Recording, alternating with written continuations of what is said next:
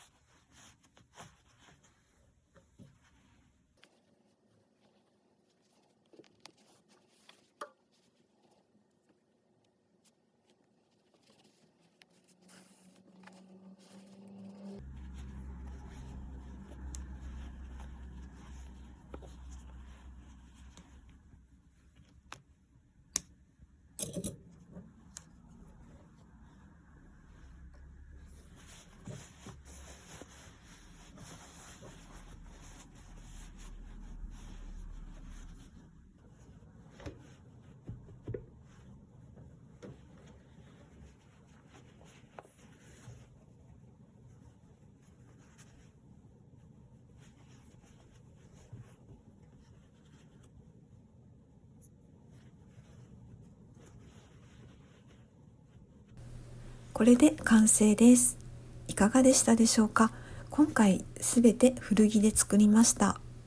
お金はかからないけれどすごく暖かいです。ぜひチャレンジしてみてください。最後までご視聴ありがとうございます。チャンネル登録、高評価いただけると励みになりますのでよろしくお願いします。それではまた次回、T でした。